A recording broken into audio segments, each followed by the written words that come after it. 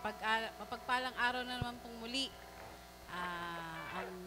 Ang araw na ito, dahil tunay nga na muli ay pinagtipon-tipon tayo rito upang makapanambahan. Ngayon po, sa ilang sandali po ay magsisimula na po tayo, kaya hinihilig ko po ang lahat na maghanda na upang para sa ating pananambahan sa umagang ito.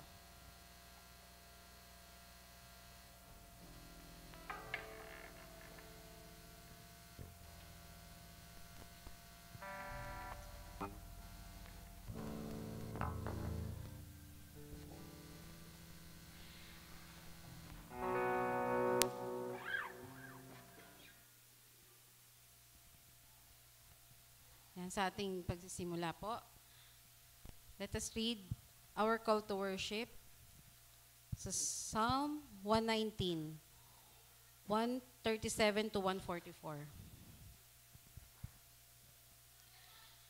Righteous are you, O Lord, and your laws are right. The statutes you have laid down are righteous. They are fully trustworthy. My zeal wears me out, for my enemies ignore your words. Your promises have been thoroughly tested, and your servant loves them. Though I am lowly and despised, I do not forget your precepts. Your righteousness is everlasting, and your law is true. Trouble and distress have come upon me, but your commands are my delight. Your statutes are forever right. Give me understanding that I may live. Let us pray. Hallelujah, Lord. Pinupuri ka namin at pinasasalamatan ka namin, O Diyos. Tinataas namin ang iyong pangalan, O Lord God, sa umagang ito. Dahil tunay nga, O Lord, na karapat-dapat ka sa mga mapurit pagsamba.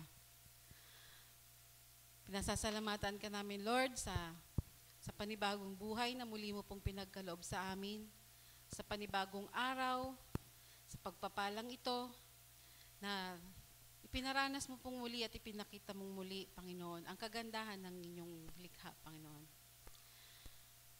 Kaya, O Lord, talagang kami nagpupurit, nagpapasalamat sa inyo. Kami nagagalak, O Lord, na makaniig kang muli sa araw na ito. Dahil tunay nga na sa bawat paggising namin, Panginoon, ay isang pagpapala na mula sa inyo. Kaya nga po, Lord, sa umagang ito, ikaw po nawang siyang manguna sa aming pananambahan. Samahan mo kami sa buong araw na ito, sa kabuuan ng aming pananambahan ay tunay nga na ikaw ang maranasan ng bawat isa. Ikaw, Panginoon, ang talagang kumilos sa puso ng bawat isa, Panginoon, ng mga anak mo na dadalo, Panginoon, dito sa aming simbahan, O God. Ikaw po nawa, O Lord, ang talagang makita namin, mapapurihan namin, at maitaas namin, Panginoon. Sa lahat po, O Lord, nang gagamitin mo, simula sa mga aawit, tutugtog, sa mga mangunguna, Panginoon, at lalo na sa magbibigay ng mensahe mo, O God. Ikaw, O Lord, ang siyang patuloy na talagang pumatagpo at humawak sa bawat isa. Gamitin mo po ang bawat isa mightily, Panginoon, upang talagang maabot yung mga taong nangangailangan ng inyong pagkalinga. Maraming salamat pong muli at dinadalangin din po namin at tinataas namin sa inyo yung mga kapatiran pa po namin na papunta pa lamang po dito. Nawa ang inyong pag-iingat ay sumakanila, Panginoon, at makasama namin sila at sa aming pananambahan ito. Maraming salamat, O Lord. Ikaw ang aming pupurihin, ikaw ang aming sasambahin, ikaw ang aming dadakilahin, Panginoon, sa aming mga buhay. Ito po ang aming dalangin sa matamis na pangalan ni Jesus. Amen. Ngayon po, tayo po'y maghanda na, tayo po'y tumayo upang tayo naman po ay magbibigay papuri sa Panginoon sa pamamagitan ng pag-aawitan. Tinatawagan na po ang praise and worship team.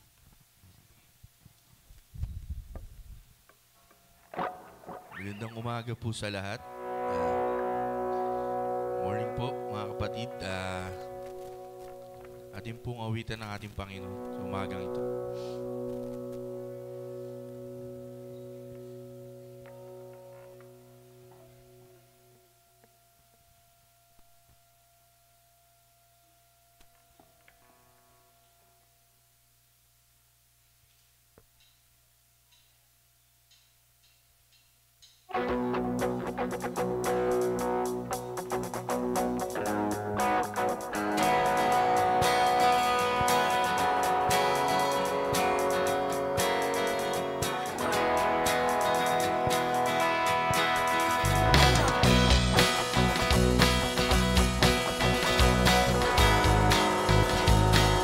Sing to the Lord, our King, our Majesty.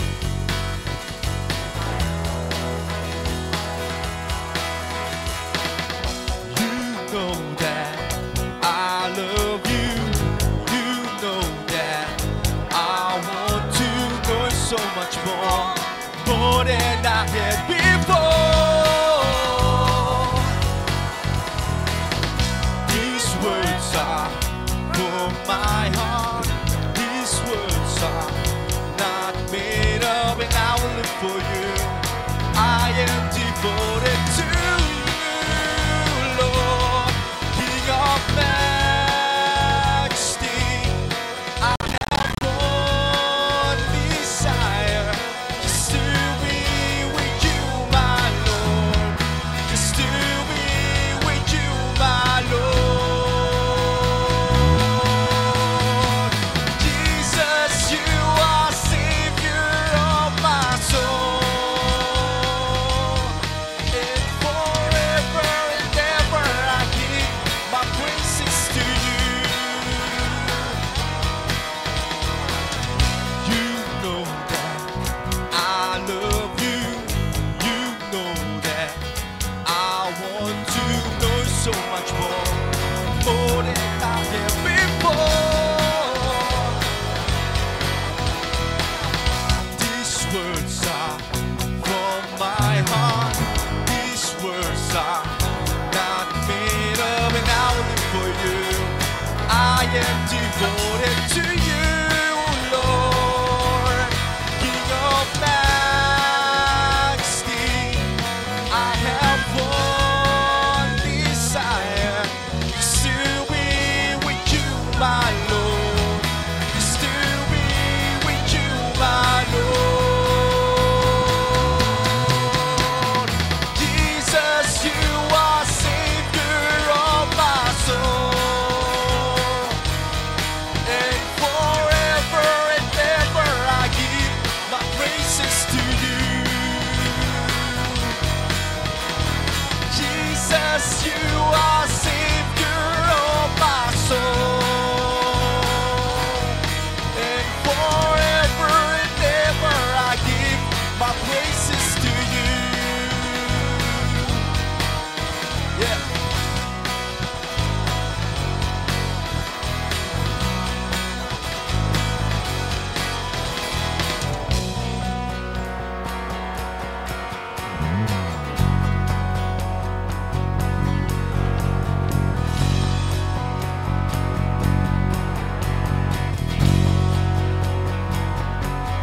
King of majesty, I have one desire, just to be with you, my Lord, just to be with you, my Lord. Jesus, you are Savior of my soul. And forever and ever I give my praises to you. Jesus, you are Savior of my soul. And forever and ever I give my praises to you. Forever and ever I give my praises to you.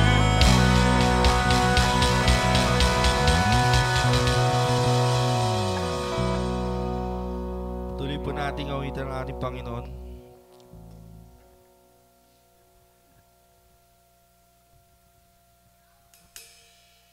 Awitin po natin ang You Are My Word.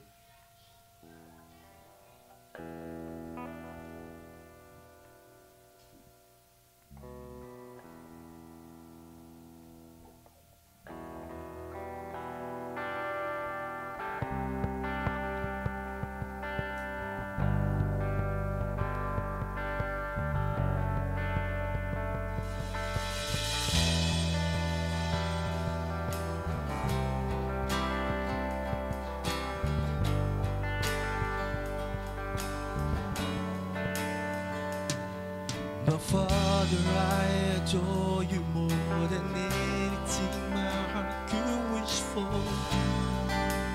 I just want you,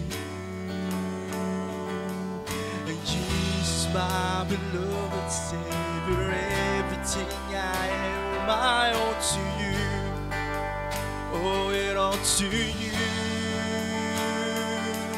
And angels come and adore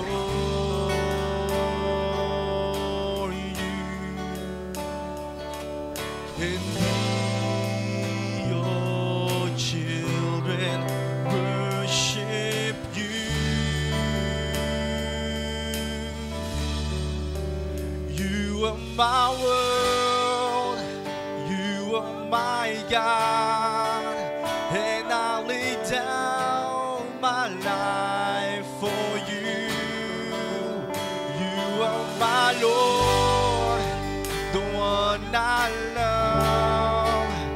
No one could ever take your place.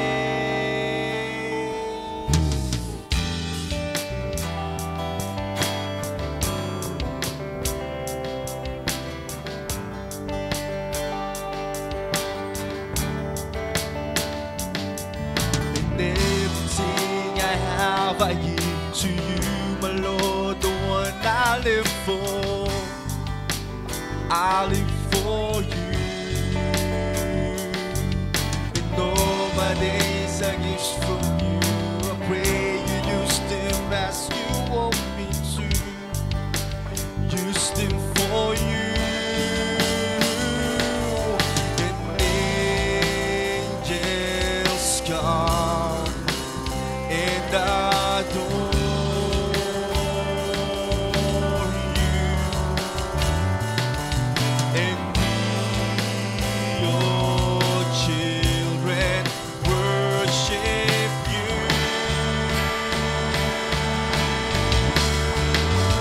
You are my world, you are my God, and I lay down my life for you.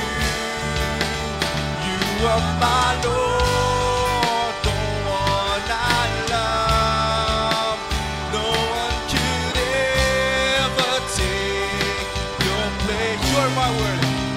You are my world. You are my God, and I lay down my life for you. You are my Lord, the one I love. No one could ever take your place. Yes, Lord, you are our word, Panginoon, our Lord. We should give it all to you, Panginoon. All we have, all we live for. We owe it all to you, Panginoon. We love you, Lord. And angels come and adore you, and we, your children, worship you.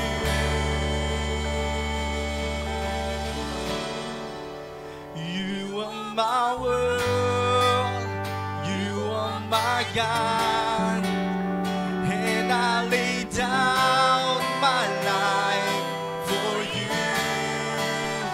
You are my Lord, the one I love. No one could ever take your place. You are my world, you are my God, and I lay down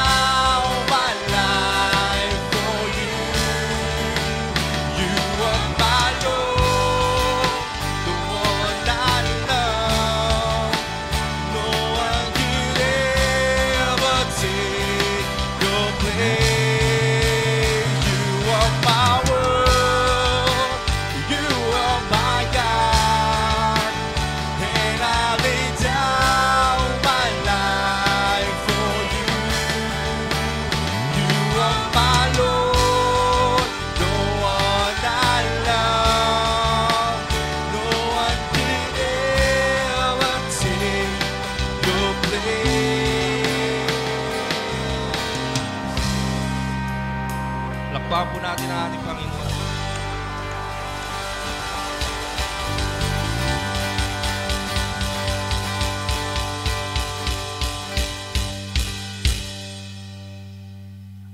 Muli po, ating pong purihin ng Panginoon.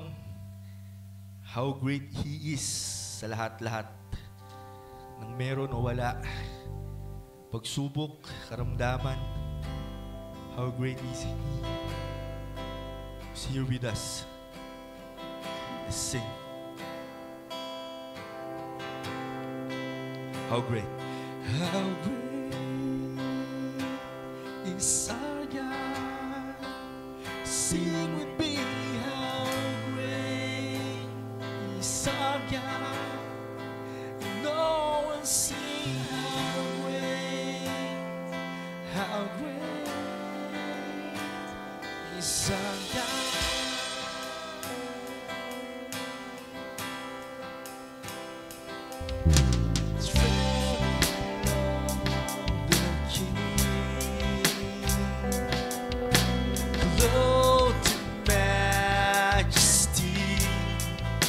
Let all the earth rejoice. Let all the earth rejoice. He wraps himself in light.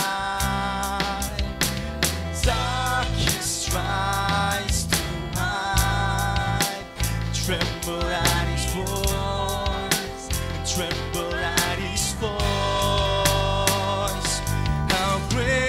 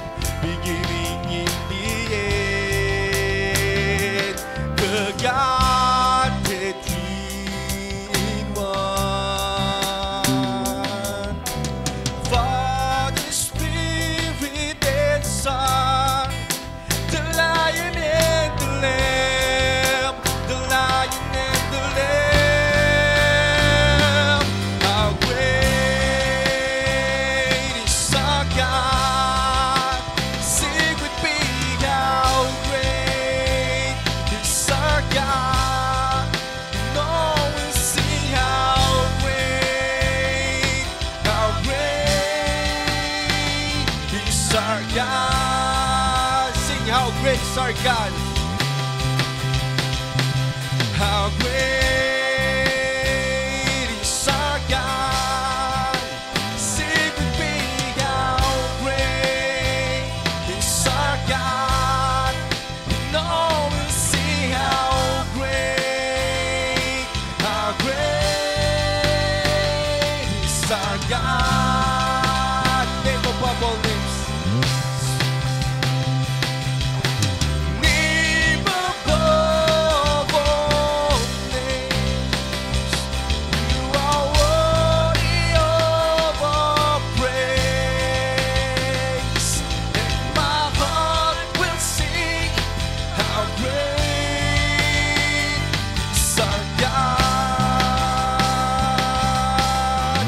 Above all names, name above all names, you are worthy of our praise, and my heart will sing how great is our God,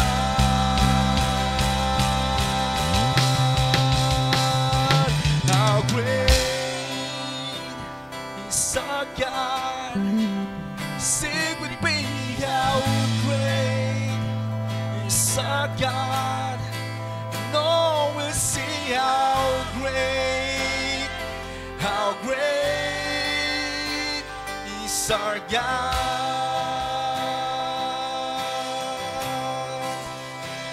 How great is our God.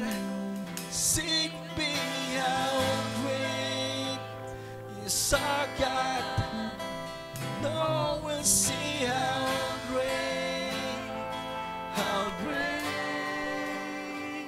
is our God.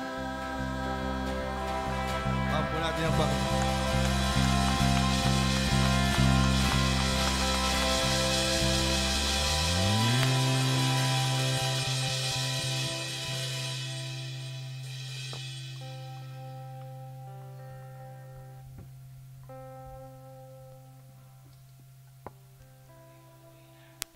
Nakatayo at tayo manalangin. O Diyos, kami po ay nagpapasalamat sa inyo sa umagang ito, sa buong linggong lumipas at may sa bawat mga pinagdaanan namin na sandali. Kayo po ay dakila at mabuti. Kayo po ay patuloy, Panginoon, na nagbubuhos ng iyong biyaya sa amin at kabutihan. Sa kabila po, Panginoon, ng aming mga kahinaan, sa kabila po ng aming mga pagkakamali ang mga kasalanan, O Diyos. Nariyan kayo at tapat. Nangungusap, naggagabay, nagpapalakas sa amin, at ibinibigay ang aming mga pangangailangan. Dinadakila namin kayo, Panginoon, hindi lamang sa mga biyaya din na aming natatanggap na material o maging yung paggabay ninyo. Pasalamatan din namin, Panginoon, at dinadakila kayo dahil ang inyong pagsama sa amin, yung presensya sa amin, Panginoon, yun pa lang, Panginoon, ni isang napakalaking biyaya na rin, O Diyos. Doon pa lang, Panginoon, punong-puno na po kami sa kagalakan. Kung nakikita po namin, Panginoon, ang inyong kabutihan, ang inyong pagmamahal sa amin, kami na hindi karapat-dapat, O Diyos. Salamat, Panginoon, dahil patuloy niyo po kaming dinadako rin pa rito. Pinagsasama, Panginoon, binabalot ng iyong pag-ibig at kabutihan, O Diyos.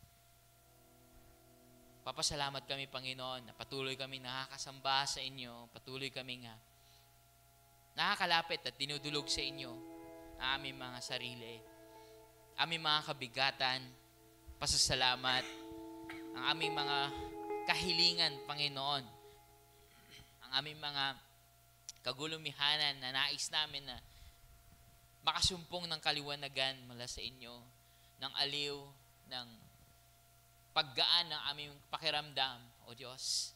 Dahil alam po namin na sa inyong presensya, sa pamamagitan ng aming mga kapatid at itong ganitong pagsamba sa inyo, na mas lalo namin, Panginoon, nararanasan na iyong pagkilos. O Diyos, patuloy po namin tinataas ang aming mga pamilya, aming mga panalangin na patuloy kayong magbuhos ng iyong mga resources sa aming mga pangangailangan, O Diyos. Sa aming mga bayarin, sa mga may karamdaman, Panginoon.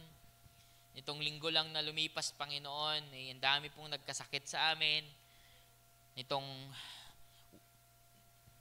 mga araw na to, Panginoon, meron ding isa sa amin na nakaschedule din na maoperahan.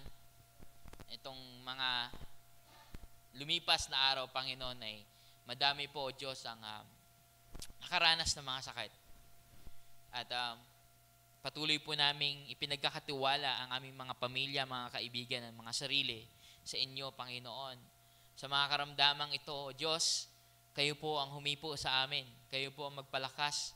At kung inyong loloobin, magbigay ng kagalingan, Panginoon. Magbigay din po kayo, Panginoon, ng inyong probisyon, Panginoon, para sa lahat. Upang magkaroon ng pambili ng gamot, pampatingin sa doktor, o kung ano pa mang kailangan, Panginoon, para sa mga itong mga pinagdadaanan. Lord, tinatasin po namin ng mga gastusin. Alam po namin, Panginoon, na nasa inyo nagagaling ang lahat. Kaya sa inyo kami lumalapit dahil malapit na naman po ang pasukan at ang marami pong mga tahanan, Panginoon, o mga pamilya ay nagpaplano na naman po, Panginoon, sa naghahanda, O Diyos, sa pagbubukas na naman ng mga eskwelahan. Ngayon pa lamang, Panginoon, alam ko po na maaari kami lumapit sa inyo, malaya kaming makakalapit sa inyo at makakahiling ng mga bagay na ito. Dahil sa inyo po, walang imposible at sa inyo po ay kabutihan lamang, Panginoon, ng aming mararanasan. O Diyos, tinataas namin na aming mga relationships, mga pagsasama sa loob ng mga tahanan ng aming mga pamilya, O Diyos. Patuloy niyo pong palakasin, pagtibayin, Panginoon, gamit ang inyong katotohanan, ang inyong pag-ibig, kabutihan, Panginoon, na ini-extend namin, Panginoon, sa aming mga mahal sa buhay. Ganon din po, Panginoon, sa amin dito sa simbahan, ang aming panalangin na mag-umapaw din po ang inyong biyaya sa pangunguna ninyo, na kami, Panginoon, ay magamit pa po, Panginoon, ang mga pagkakataon para sa ikakalago ng bawat isa. Sa paglilingkod ng aming mga liderato, sa paggabay ng aming mga elders, sa paglilingkod ng bawat isa, at pakikipagkapwa sa loob ng simbahan ito, Panginoon. Pagbabahagi ng kanilang mga biyaya sa pamamagitan ng presensya, panahon, at kung ano man pong mga maibibigay sa bawat isa. Tulungan niyo po kami na patuloy na magkaisa upang mas lalo namin magampanan, Panginoon, ang aming misyon. Aming layunin, hindi lamang para sa bawat isa, kundi para sa marami po, Panginoon, na nais yung abutin sa pamamagitan ng inyong mga ministeryo.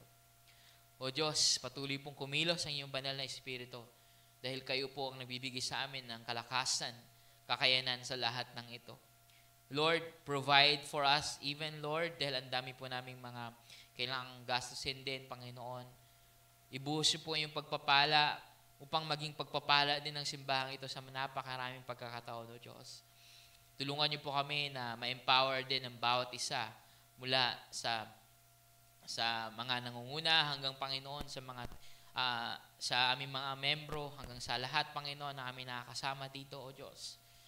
Kayo po ang maging source ng lahat ng kalakasan at kagalingan sa bawat ginagawa namin. At nawa po, Panginoon, patuloy na lumalay mga aming pag-unawa, pagkilala, karanasan, at pagsunod sa aming Panginoon at Haring si Jesus, upang hindi lang, Panginoon, sa aming personal, individual na pamumuhay bilang mga Kristiyano, kundi maiparanas namin at maranasan din namin, O Diyos, ang pagpasakop sa aming Panginoong Jesus. At may pamalita, Panginoon, na may pag-asa, may pagbabago, may kapatawaran sa ilalim ng kanyang paghahari. Hindi lamang, Panginoon, sa loob ng simbahang ito, lalong-lalo na, Panginoon, sa mga komunidad, sa mga lugar, sa mga pamilya, sa mga grupo, Panginoon, sa mga sulok na hindi pa kayo kinikilala bilang kanilang Panginoon. O Diyos, pinapanalangin din po namin aming bansa na patuloy niyo pong samahan, turuan, at gabayan, Panginoon, dahil kung ano naman po ang mga pangyayari sa aming lipunan ay hindi pa rin po, Panginoon, na solusyonan talaga. Ang mga nasa baba ay patuloy na nasa baba pa, Panginoon, at naaapakan pa. Ang mga hindi napapahalagahan ay patuloy na hindi pa rin nakakaranas ng pagpapahalaga. At ang mga gulo at korupsyon sa aming bansa ay naglilipana pa rin, O Diyos. Nawa, makita din namin, Panginoon, bilang mga mamamayan, na mahalaga ang aming paglapit sa inyo, paghingi ng kapatawaran, at paghingi ng gabay sa desisyon, Panginoon, ng aming mga gobyerno, at maging kami, Panginoon, na mamamayan kung paano kami tutulong sa aming lipunan at sa aming gobyerno. Tulungan niyo rin po kami, Panginoon, dahil nalalapit na naman ang eleksyon sa susunod na taon. At nakikita namin na mga nangunguna kahit sa survey ay mga pare-pareho pa rin pong mga tao, mukha, Panginoon, na kung titignan po namin, pag-aaralan ang katotohanan, kailangan po namin baguhin namin puso at pag-iisip namin, Panginoon, sa mga itong bagay. Gabayan niyo po kami at turuan, Panginoon. Kaya panalangin din namin ang mga pangyayari sa buong sanlibutan na hindi po ang pag-ibig ninyo ang inuuna ng mga tao. Hindi po ang inyong mga katuruan, kundi ang mga pangsariling interes sa mga bansa, pangsariling interes sa political o sa geopolitical na mga galawan, Panginoon. Ngayon, kanina lang po, kahapon ay may nangyari na naman pong kaguluhan mismo sa isang bansang tinitingala ng napakarami. At kung ano man po maging resulta sa mga susunod na araw ay siyang magdidikta rin sa kung sino ang mamumuno sa bansang ito. Tinataas po namin maging ang mga gera, hindi lamang po, Panginoon, sa Ukraine at Russia, sa Israel at Palestine, kundi maging yung mga gera sa iba pa mga borders sa Africa, sa iba pa mga borders dito, Panginoon, sa Central Asia, sa mga gulo within our country, Father, sa mga gulo sa Southern America, Panginoon. Ang dami pong mga pangyayari sa mundo na kung bubuksan lang namin po sa isipan, Panginoon, ay kailangan namin mas lalong makipagniig sa inyo at panalangin ang mga bagay na ito. Ang dami pong mga nabibiktima, mga kabataan, ang dami pong mga pamilya na nasisira. At ang dami po, Panginoong, mga tahanan ang nawawala. Maraming mga lugar ang nawawalan ng pag-asa at naililipat ang mga nakatira sa iba't ibang mga lugar. Panginoon, kahit man lang sa panalangin, maalala namin sa sila, Panginoon. Mailapit namin sa inyo ang aming puso na hinihiling ang kapayapaan, kahabagan, at pagmamahal at proteksyon para sa mga naaapi. Sa mga nakakaranas, Panginoon, ng abuso at violence sa kasamaan na bumabalot ng patuloy sa mundong ito. Kaya, Panginoon, kahit sa mga maliliit na mga paraan, gamitin niyo po kami upang maging pagpapala. May pamalita ang inyong paghahari, inyong kabutihan at pag-ibig at pag-asa sa kahit na mga maliliit na pagkakataon. Salamat po, Diyos, dahil hindi po kami nawawalan ng pag-asa. Kayo po ang Diyos na patuloy na kumikilos mula noon, ngayon at magpakailan pa man.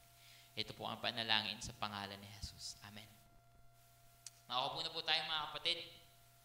Magandang umaga po sa inyong lahat at tayo po ay dumako na sa pangalawang at nandito na pala sa pangalawang linggo ng buwan ng Hulyo. Napakabilis po ng panahon.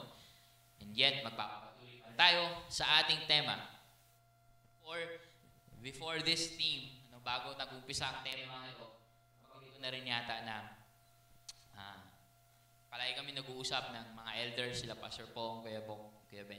Pag-uusapan namin yung mga tema. And before the beginning of this theme, ay nabanggit ko na rin kung ano yung mga passage na ipipreach ko. And minsan lang naman din mangyari yun dahil minsan talaga si Lord na nagli-lead. Si Lord naman lagi nag-lead, pero may times si Lord, hindi niya pa ibibigay agad, hindi pa i-grant agad kung anong passage. Pero itong passage na ito ay matagal na pong nai-set at na-schedule at ako ay kabaliktaran pa nga. Matagal na itong na-set pero I still feel na I am not deserving to say this kasi dahil sa mga personal experiences ko rin. And I know myself, I don't deserve to preach on this passage pero dahil ito yung ating ito yung salita ng Panginoon. We will struggle with this. We'll together learn from this dahil ito po ang Matthew chapter 5, 43-48 kung saan nagtuturo si Jesus ng pagmamahal.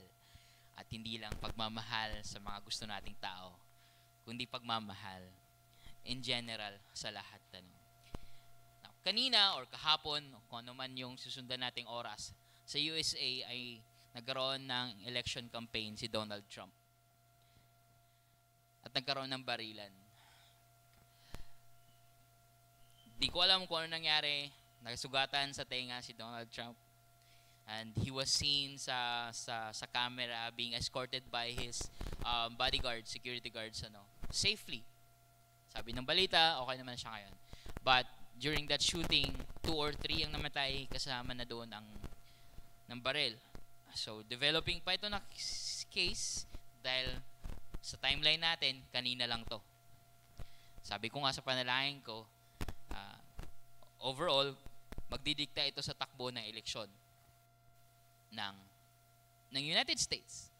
And kung sa tingin natin magulo ang politika sa Pilipinas, magulo din doon. And sabi nga namin lagi, wala na bang iba? Bakit may round 2 pa? Wala na bang mas mabata? Wala na bang mas ibang magaling sa area ng mga Democrats? Wala na bang mas magaling sa area ng mga Republicans? Bakit itong dalawa pa? Well, minsan talaga, madaling sabihin yung sinabi ng mga theologians o ng mga ibang mga nagsusulat ng Christian literature. Ang mga leader ng bansa ay parusa daw ng Diyos sa kung paano pumipili ang mga tao. Pero paano kung ang options na binibigay ay parehong talo?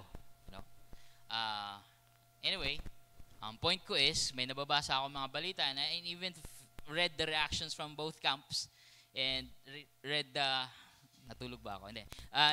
Even read the news, mga headlines ng iba't ibang mga balita from the US and even sa ibang bansa, and especially sa pinapanood ko laging Indian na station. Iba-ibang klaseng approach, depende sa angulo, depende sa kung paano nila ini-interpret yung pangyayari. And for us, it's a developing story, so wala pa tayong masasabi. Pero may mga extreme right and extreme left na nababasa ako. Banggatin ko na siguro extreme left. Sabi ng mga extreme left, you had one job. Meaning, isa na lang yung trabaho mo para patayin yung tao, hindi mo pa nagawa. Parang may mga memes na naglalabasan na yung meme na parang yung tao na parang nakatayo na gano'n, naka-jacket na parang, bakit hindi mo nagawa? Bakit hindi nangyari yun? Sayang, parang gano'n. So there are people from the extreme right who are thinking of a lot of things. Pero sa extreme left naman, nanghinayang sila na hindi napuruhan. That's something na hindi ko maintindihan. Pero something na at the same time you have to accept na there are people who would think that way. There are people who would think that people deserve to die. People na hindi nila gusto, na sa tingin nila ay kaaway, they deserve to die. And they deserve nothing less than suffering and death or whatever na pwede pang mangyaring masama dun sa tao. Now, personally, I don't like Donald Trump, but bilang Christian, hindi ata tayo dapat dadako sa ganung pagkakataon that we would wish harm on a person just because of our political perspectives. Even mocking people sa kanilang mga kahinaan, or kanilang mga disabilities just because we don't like them. What if yung kabilang partido kaya ang napangyari na gano'n? Just hypothetical lang. Let's say si Biden ang nandun. Ano kaya ang sasabihin ng mga Christians? Especially yung mga nationalist na mga Christians sa USA. Especially yung mga nakiki-nationalist na hindi naman Amerikano pero nandito sa Pilipinas. What would Christians say? We can only assume. We can only think. We can only ponder our thoughts. Pero naglilinger yung thought na ng mga tao ay tao. And sometimes they would go to extreme desires or longings para matupad yung mga ambisyon ng bawat isa. And I would say na kung nandito si Jesus Christ, He would have a lot to say. And I would also say na nandito si Jesus Christ and He has a lot to say. And that's what we are trying to understand all throughout this month, kung hindi man sa buong taon. So, anyahan ko po kayong lahat at pakinggan kung ano masasabi ni Jesus tungkol sa mga hindi natin gusto. At hindi natin agree na mga tao, o mga tao nagpapahirap sa atin, o sa bansa, o sa kung kanino pa man. Inayahan ko na po kayong tumayo at basahin po natin yung Matthew chapter 5, verses 43 to 48. At kung mababasa niyo po sa inyong mga Biblia, nakakategorize ito as loving your enemies. But yes, it's about loving your enemies, but it's in general, it's loving people outside your boundaries, outside your preferred people. Babasahin ko po mula sa New International Version. Although ang aking ginagamit sa pag-aaral ay New American Standard Bible at yung original manuscript, yung Greek. Pero I would like to read from the New International Version dahil mas sarap siyang basahin at unawain. Ang sabi po dito sa verse 43 to 48 ng Matthew 5, "You have heard that it was said, 'Love your neighbor and hate your enemy.' But I tell you, love your enemies and pray for those who persecute you, that you may be sons of your Father in heaven. He causes his sun to rise on the evil and the good, and sends rain on the righteous and the unrighteous. If you love those who love you, what reward will you get?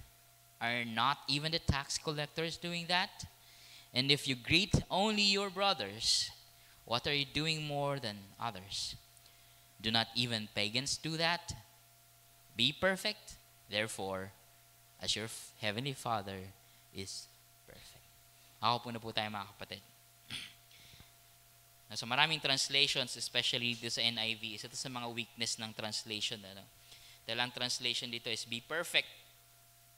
Pero ang Greek word dito is telos or telios, and it only means complete or whole, and same word can be translated to matured, same word can be translated to complete. Pero I don't know why kapag dumarating dito ang translation ay perfect. Probably because ang pinire-refer dito ay si God, the Father. Kaya ginagamit yung word na perfect. Naintindihan natin yung point na yun, kaya lang mas lalo siyang parang hindi practical. Kasi wala namang kayang maging perfect. Pero iniuutos sa atin. So, nagkakaroon ng tension palalo dahil sa translation. Having said that, I want us to understand that iniuutos ito sa atin, of course. So, there's a level of expectations from Jesus for us to abide. Hindi man perfectly, dahil hindi man tayo perfect, but I'm saying this sa umpisa pa lang dahil mahirap kasi yung pagkatapos ng lahat na natin i-discuss, sasabihin natin sa dulo, ay, perfect naman, so hindi naman natin to kayang gawin. Huwag na natin gawin. Sometimes nag-end up tayo sa ganung discussion Hindi naman natin kaya, huwag na lang gawin. Iniutos nga sa atin This is the kingdom standards ng Panginoon So if He is saying something, pakinggan natin. And kahit gaano kahirap at kasakit pakinggan, personally, it hurts. Dahil, pag may nakikita tayong mali, pag nakikita tayong abuso, we don't want that to happen.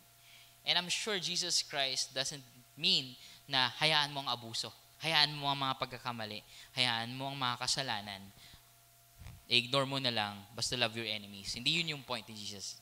That's not the point. First we can see here is that we need to understand muna yung context.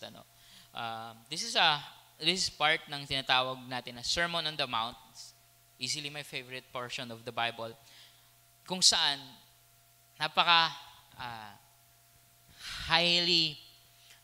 napaka-extreme ng language ni Jesus dito. Because He was talking to people na napanghihinaan.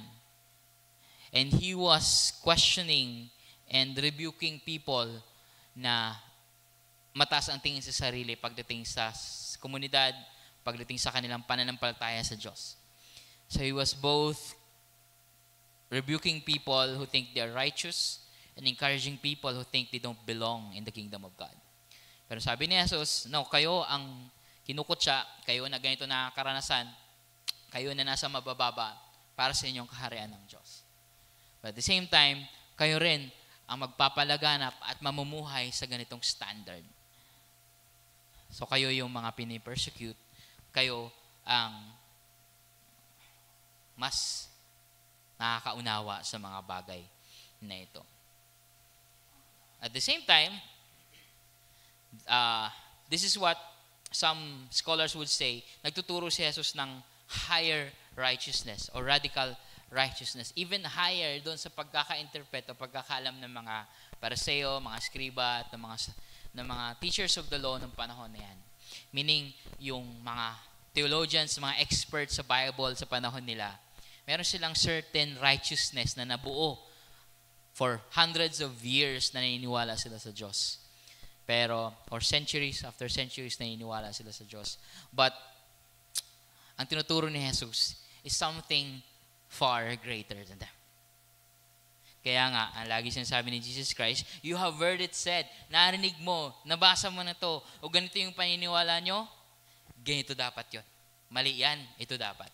So, there's a comparison na nangyayari. And also, dito sa pinanggalingan ni Jesus, na somehow, babanggitin ko rin mamaya ng kaunti, nanggaling si Jesus doon sa section from 38 to 42, na meron siyang sinasabi dyan na isa rin sa mga medyo mahirap intindihin. Yung sinampal ka na, ibigay mo pa kaliwa mong pisngi. O kaya, tinanggalan ka na ng cloak, ibigay mo pa yung ipang ilalim mo na damit. O kaya, pinabitbit ka na ng gamit, 1 mile, sabi ni Jesus, hindi. Tuloy mo pa, extra mile. Ayan, dyan ang galing yung word na extra mile, I think, ay yung phrase na extra mile. Para ang dating is parang, sige, magpaabuso ka na lang. So I think something na kailangan din, kasi connected siya eh. Kaya nga nagsabi si Jesus Christ about loving your enemies dahil yung mga bagay na yan ay ginagawa ng mga enemies sa mga nangmamaliit sa mga taong nakakaranas nito. And Jesus there is teaching a creative and peaceful response to persecution. Akala natin, ang tinuturo ni Jesus dito ay maging passive ka. Sinampal ka, magpasampal ka pa. Tinanggalan ka na ng damit, magpanakaw ka pa. Inutusan ka na, hindi magpautos ka pa. Akala natin it's as a passive response. But no, if you really understand what they're trying to do here at tinuturo ni Jesus Christ, it's actually a creative and peaceful response to persecution to a point na mapapatanong yung gumawa nun. Bakit nangyayari ito? To the point na tatanungin siya ng mga tao na kapaligid, bakit mo ginagawa yan?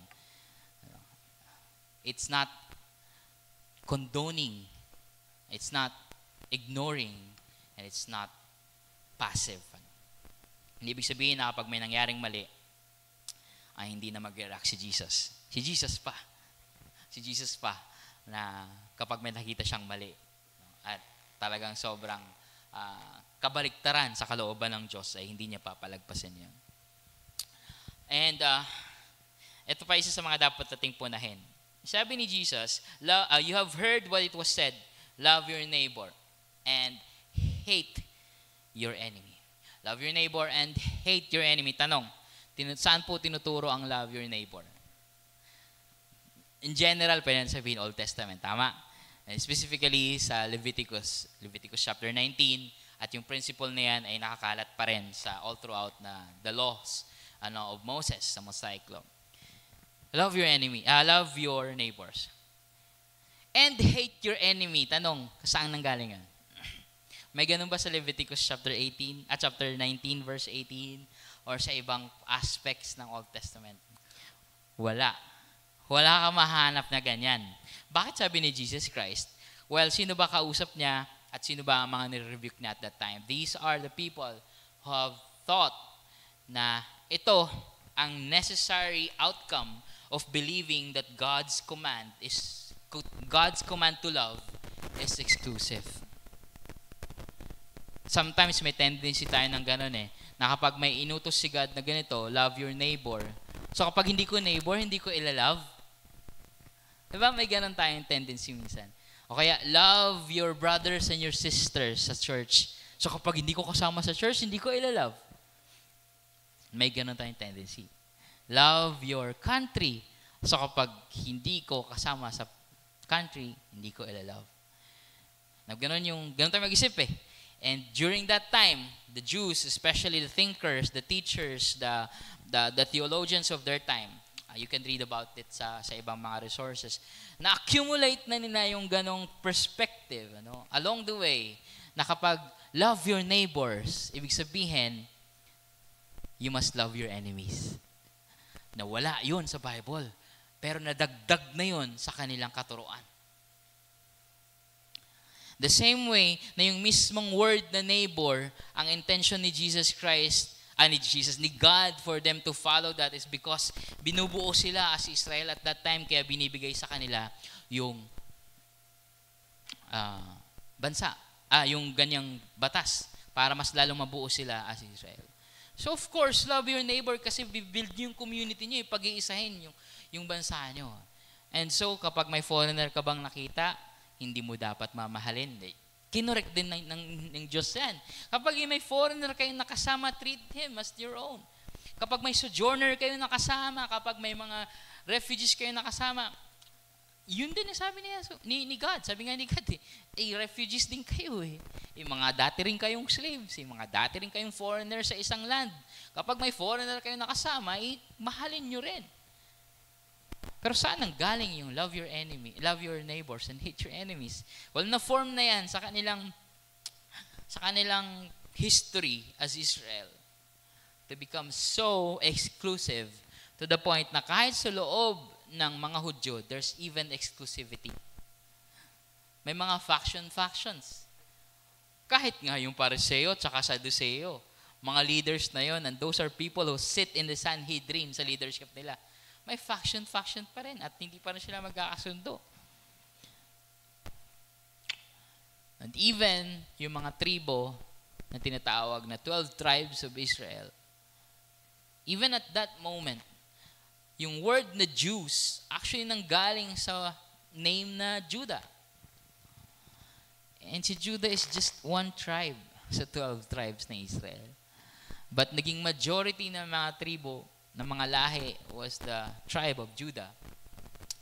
And hindi man natin mabasa obviously dito sa Bible dahil malayo tayo sa panahon nila at sa konteksto nila. But there are even level of Jewsness. Level of parang tayo yun. So ikaw, may halo ka na, hindi ka na pure na Pinoy. Ikaw, may ganito ka, hindi ka na pure na Pinoy. Ganon din sa kanila. Mas mahigpit nga lang. At mas nakakabit sa kanilang pananampalataya. Na kapag hindi ka purong Hudyo, you're less important in the kingdom of God.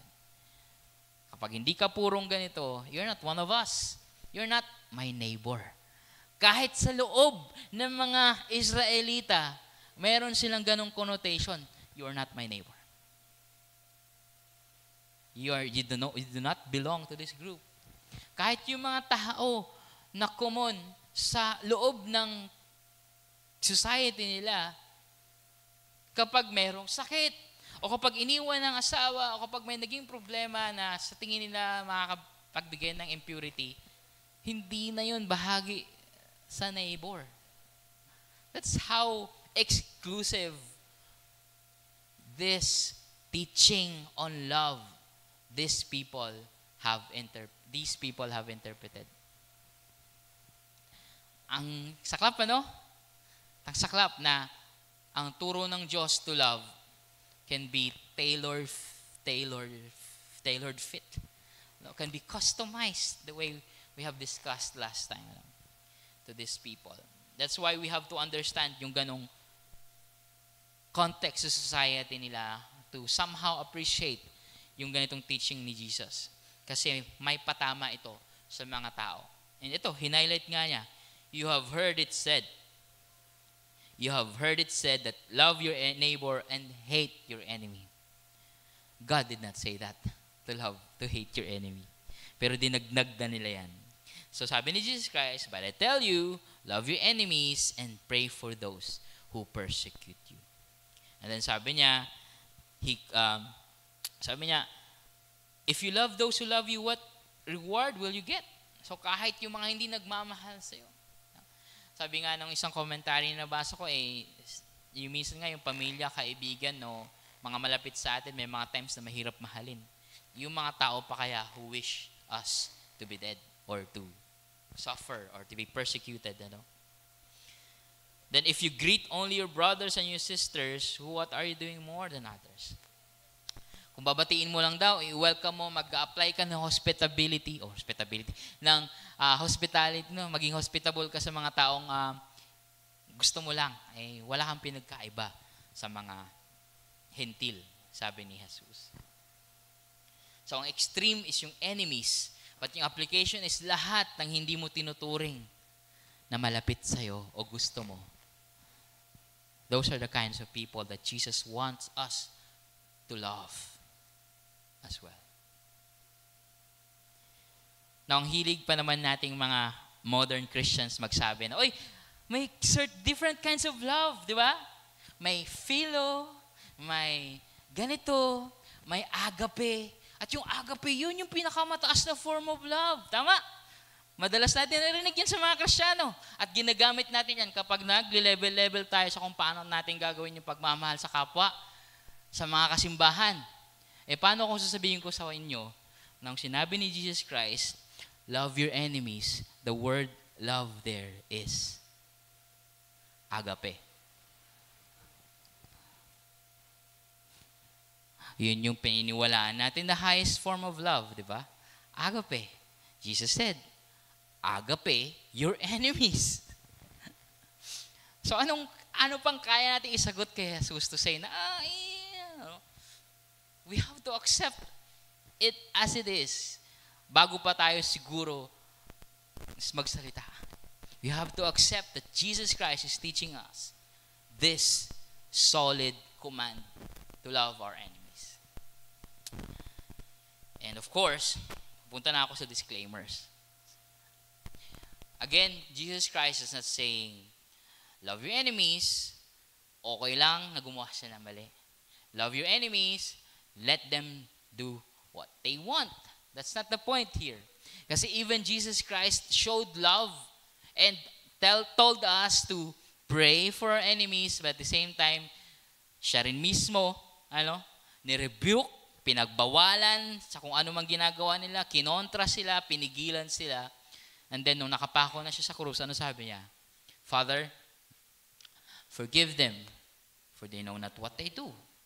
Meaning, you can be against what they do, but you also do something for them. At the very least, yung praying for them. For them na makasumpong sa kaliwanagan. Na mapabuti sila by knowing Jesus. Kasi kung ganun lang ang thinking ni Jesus Christ, then He wouldn't welcome Nicodemus even. Dahil si Nicodemus ay hindi ordinaryo. Nicodemus was one of the Pharisees and he even had doubts. Nicodemus was even a representative of those people who have questions kay Jesus. And sa gabi pa siya pumunta dahil ayaw niyang mahusgahan siya. But Jesus welcomed him and talked to him like a friend or a student even. And kung babalikan po natin itong sinabi ni Jesus Christ dun sa sabi ni Jesus Christ sa verse 38, you have heard it was said, an eye for an eye, a tooth for a tooth. Now, ang interpretasyon natin ngayon na wag mong gantihan. Wag kang mag-respond. Kasi ayaw ni Jesus Christ na eye for an eye, tooth for a tooth. Now, let's go back kung bakit sinabi yan sa Old Testament yung an eye for an eye, a tooth for a tooth. Bago binigay yung command na yan, yung law na yan, ang kultura ng ancient Near East is, kapag may ginawa ka sa akin, may karapatan akong gawin ang kahit na ano para sa'yo. If you scratch my back, I have the right to kill you. If you steal my donkey, I have the right to burn your house and all your livestock is mine. Kaya binigay ng Diyos yung an eye for an eye, a tooth for a tooth. This is to limit and to put in proper context yung retaliation na nangyayari sa komunidad ng panahon na yun sa ancient Near East. It's not a license na gumante. But kapag nangyari yun at lumagpas ka sa pagganti mo, mananagot ka sa batas. It's a limiting law. It's not a license na for violence. That's not what the point is. Kaya lang, syempre, kagaya ng misinterpretation natin ngayon, mini-misinterpret din nila noon. For their own gain. Na kapag may ginawa, di gagantigad ako. Kasi, an eye for an eye, a tooth for a tooth. But sabi ni Jesus Christ, I tell you, do not resist an evil person. If someone strikes you on the right cheek, turn to him other also. Kapag sinampal ka, isang pa rin. Now, pag love mo ba siya, hindi ka nagaganti? Pag love mo ba siya, wala ka ng response sa kanya. No, pag love mo siya, gusto mo siyang i-correct, tama? Pero hindi sa way na piniprescribe ng komunidad. Now, I'll offer to you two choices o two nuances kapag binabasa natin ito. One is that strictly ayaw ni Jesus Christ na gumanti tayo. And that's something that Jesus Christ would also do nung pinako siya sa krus. Hindi na siya nag-retaliate because He knows ito na yon. This is what it is. And He has a greater purpose. No, He was wise in doing that, to submit Himself because He was looking forward to a greater purpose. Now, we can do that. We can apply that dito na understanding. And that will be fine. That will be true. The second nuance that I will offer you today is that sa kultura nila sa Greco-Roman Empire, alam niyo yung pangkontrabida na sampal? Paano yung pangkontrabida na sampal? Ganon, di ba? Tama? Ganon. And pag ginawa sa iyo yun sa panahon nila, it means hindi ka nila ka-level. Ang mga slave, kinasampal ng ganon. Kapag mababa kang uri ng tao, which is around 80% ng mga tao at that time, at napakaliit lang ng percentage ng mayayaman at ng mga influential, kapag kahit sino, ang slap is not just to hurt you, but to insult you at ipamukha sa iyo kung gaano ka kababang uri ng tao. At kung magkakapamilya lang sila, mag-asawa or anak, ang sampal na gagawin ay ganon. Ano sabi ni Jesus Christ? If someone strike you on the right cheek, right, pak, ang tatama sa'yo, kanan, ibigay mo yung kaliwa mo. Pag binigay mo yung kaliwa mo, is that a passive response? No. It's telling doon sa sumampal na, sampalin mo ako sa ka-level mo, bilang ka-level mo. That's an offer of this reading that is true sa konteksto nila.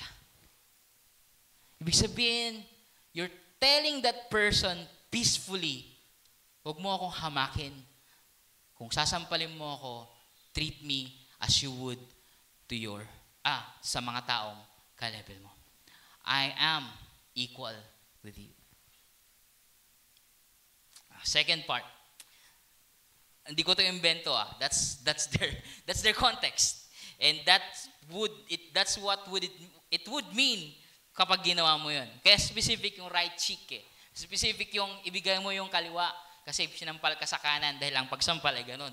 That's the common way para sampalin ang mga mababang uri.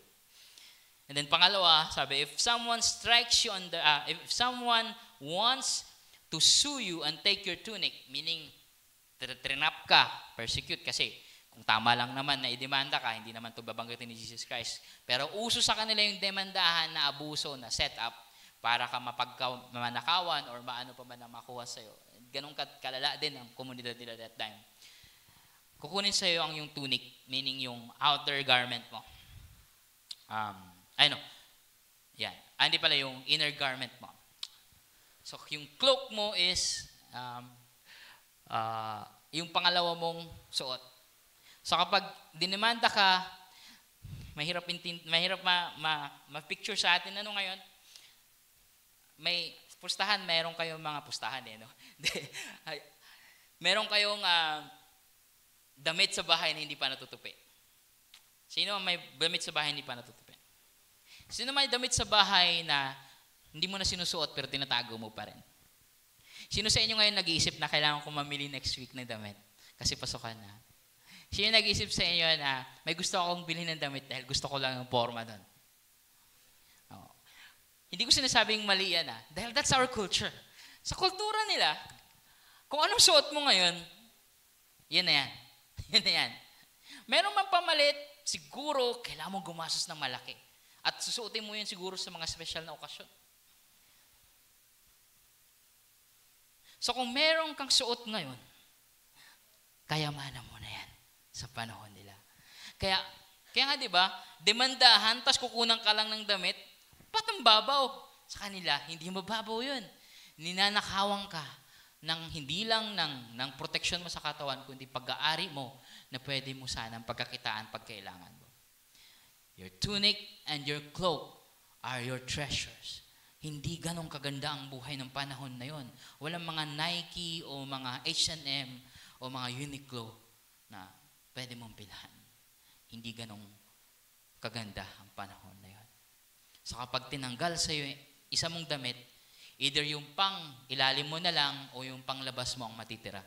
Sabi ni Jesus, kinunang ka ng isa, hindi may natira pa. Ibigay mo na lahat. Anong mangyayari sa'yo? Pag binigay mo lahat ng damit mo, ano makikita sa'yo? Sa tingin mo, walang iskandalong mangyayari. Sa tingin mo, walang ibang mga tao sa panahon na yan ang magagalit doon sa nang-aabuso sa'yo.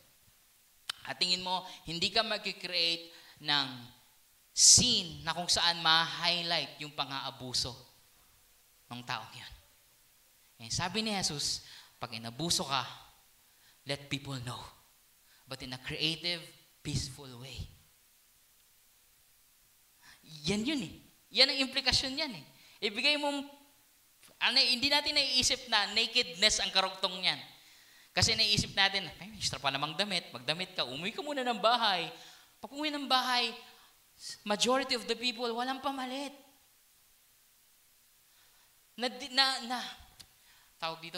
Take for granted natin yan dahil sobra-sobra ang ating mga damit.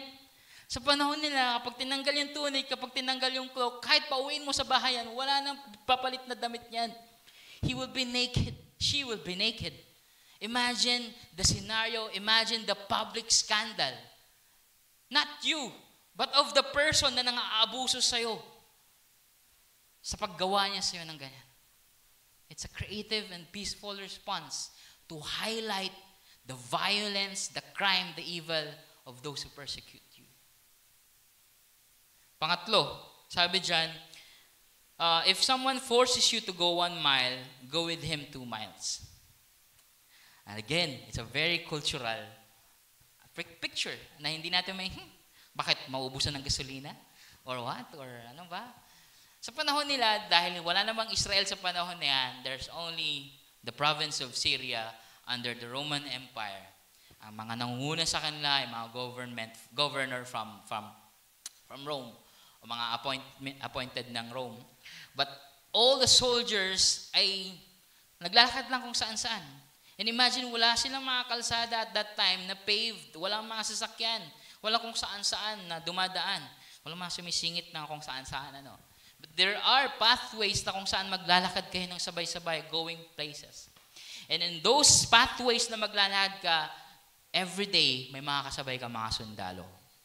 At ang mga sundalo, kapag nakikita ang mga ordinaryong mga Hudyo na kasabay nila, sabihin nila, hoy, halika dito. Dalhin mo nga tong kalasag ko. Dalhin mo nga tong armor ko. Dalhin mo nga tong espada ko. Dalhin mo nga tong helmet ko. Ito, may baon ako dito, mga gamit. Pakidala. That's very common na pagpapahirap sa mga taong yun. Imagine ikaw, magta-travel ka na nga, ang dami mo ng bit-bit, tapos nakita ka ng sundalo, papibit-biting ka pa. That's abuse sa panahon nila, na hindi natin na-picture kasi ang dali naman mag-grab na yun eh. Gusto mo yung padala, ilala mo muna. Ano? Pa-deliver mo na. Pero sa panahon nila, kapag nakita ka ng sundalo, lagot ka. Magbibit-bit ka ng 1 mile na mga gamit niya. Now, bakit 1 mile? Kasi ayaw naman ng mga rulers sa panahon nila na yung pag-aabusong yan ay maghudyat o magsimula ng giyera o ng gulo o ng pagrebelde ng mga Hudyo. Kaya sabi ng mga naghahari doon, limitahan natin yung pang-aabuso. Huwag tanggalin, ano? Limitahan natin yung pag-aabuso. Make it 1 mile. Kaya may 1 mile. Kaya common sa kanila na pag bibit-biting ka ng 1 mile, kaya sabi ni Jesus, pag binitbit mo yan, at pag 1 mile na, sige, go, do something for that person. Let him experience kindness in return of their abuse. Let them know na hindi ka nasisira ang karakter mo sa kalupitan nila. Do good. Offer friendship even. Sa ibang mga example na nababasa ko. Along the way, mag-uusap kayo na mag-uusap. Along the way, yung mga foreigner na mga sundalo, magtatanong saan ng ganitong lugar, saan ganito, manghihingi ng mga tips sa kung paano mag-navigate sa locals. So imagine the opportunity na pwede bang mangyari. At yun ang sinasabi ni Jesus Christ. Respond peacefully. Hindi pwedeng passive ka lang. Hindi pwedeng hayaan mo sila mga abuso. Stand up. But stand up peacefully and with love. Pwede rin namang talagang hayaan mo lang sila at patayin ka, gaya ang ginawa ni Jesus. But knowing that there's a greater purpose. Of course. Ang point dito is, kapatid, when you respond with peace and love, knowing that there's a greater purpose ahead. Hindi pwedeng mangibabaw lang ang kasamaan. Pero hindi rin pwedeng palitan mo ng kasamaan ang kasamaan. This is why Jesus ended up this section of his teaching with, you have heard it say, love only your neighbor, but hate your enemies. No. Pray for those who persecute you. Do good to them.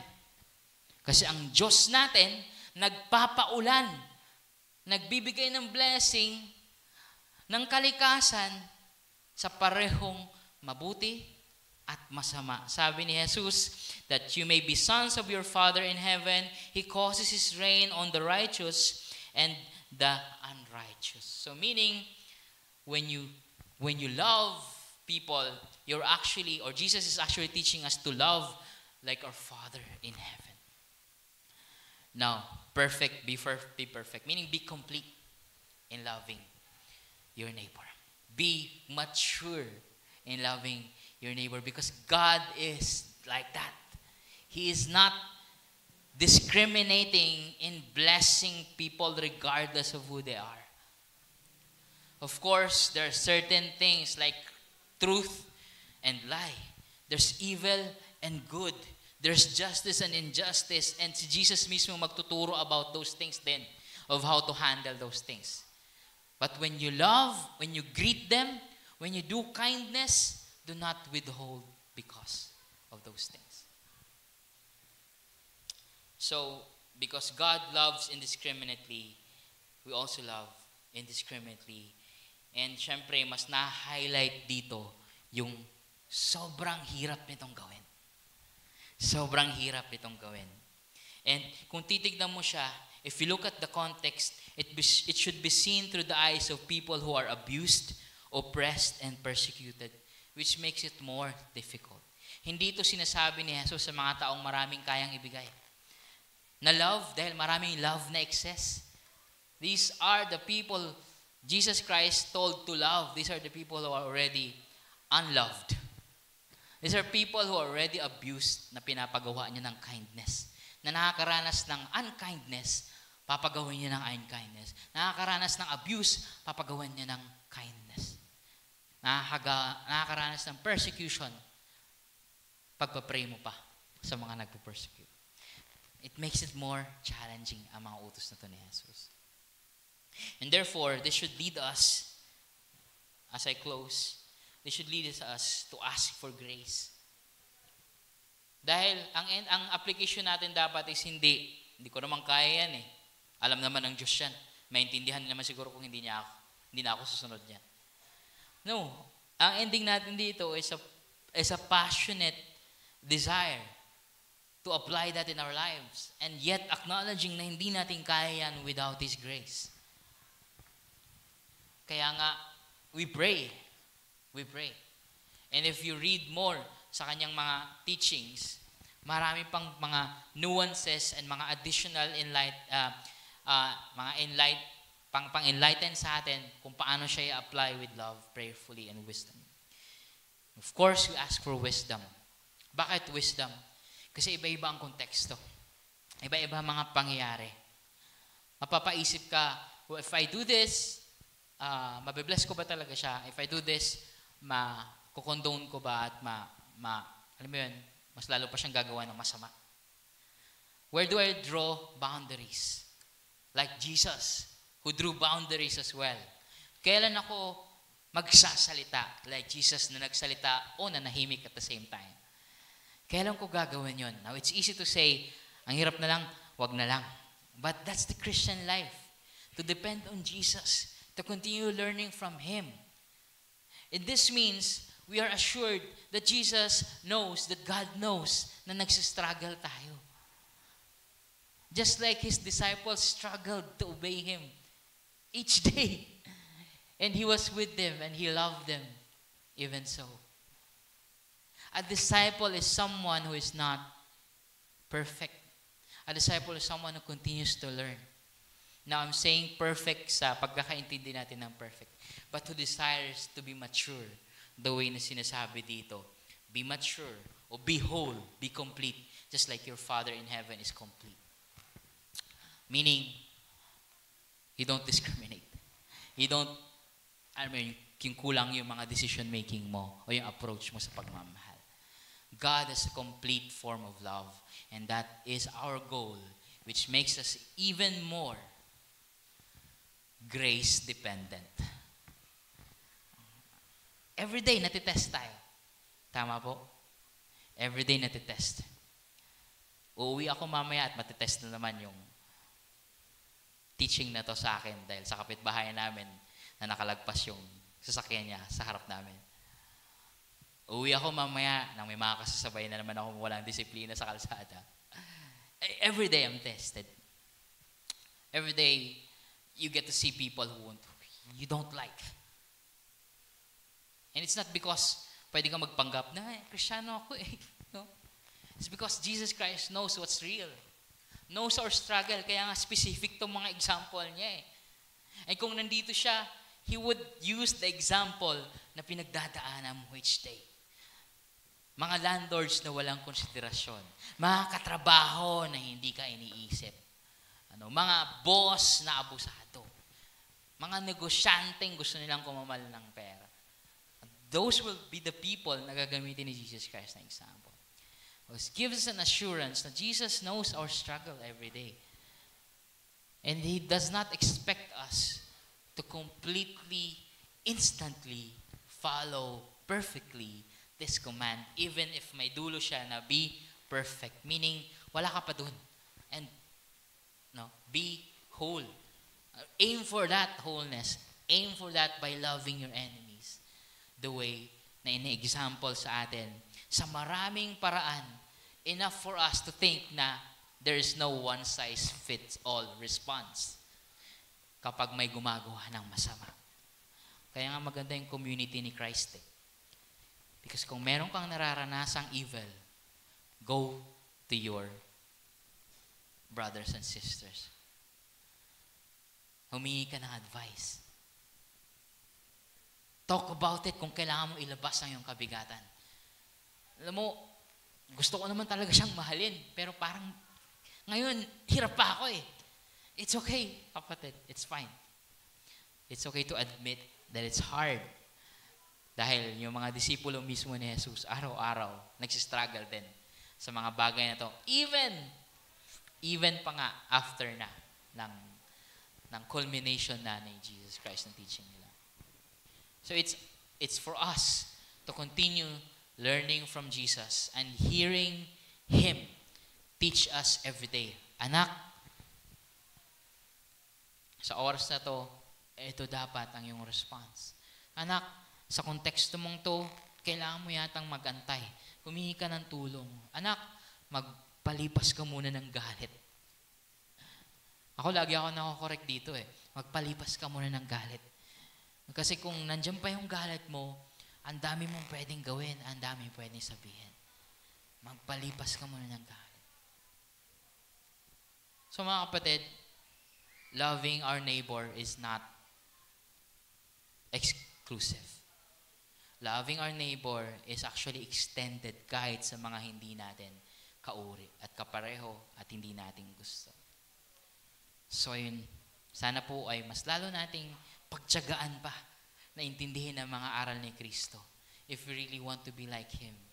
And of course, God is with us. His grace is with us. And He is the one who's actually conforming us to be like Jesus.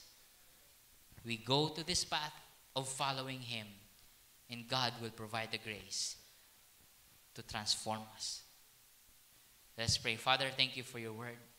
May we be empowered, Lord, even with this very difficult teaching. Lord, wala pong kayang sumunod dito sa amin in a very quick and easy way. This is hard. And we ask of your mercy and grace for us. And forgive us if we fail from time to time.